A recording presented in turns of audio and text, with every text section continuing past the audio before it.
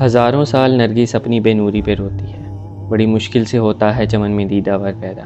حضرت اقبال کا یہ شعر میں اقبال ہی کی نظر کروں گا، کیونکہ 9 نومبر تو ہر سال آتا ہے، لیکن اقبال ہر سال نہیں آتا، اس کے لیے ہزاروں سال منتظر رہنا پڑے گا۔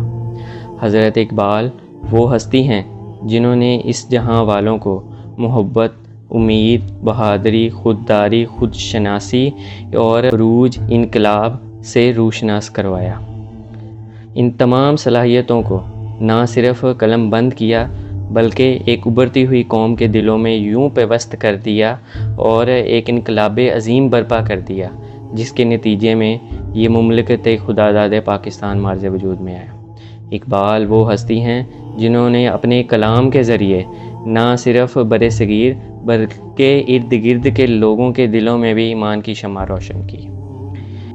عروج آدم خاکی سے یہ انجم سہمے جاتے ہیں، یہ ٹوٹا ہوا تارا میں کامل نہ بن جائے۔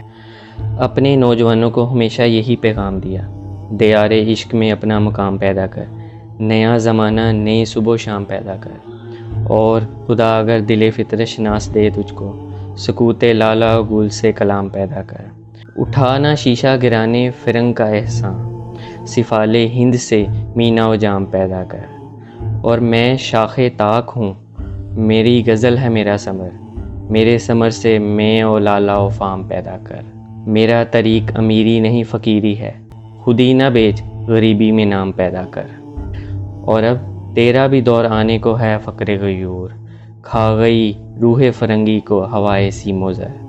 نکل کر صحرا سے جس نے روما کی سلطنت کو الٹ دیا تھا، سنا ہے یہ قدسیوں سے میں نے کہ وہ شیر پھر ہوشیار ہوگا۔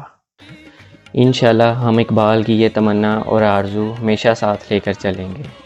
ان جوانوں کو میری آہ سحر دے، پھر ان شاہی بچوں کو بالوں پر دے۔ خدایا آرزو میری یہی ہے، میرا نور بصیرت عام کر دے۔ میرا سلام آپ سب کو پہنچے۔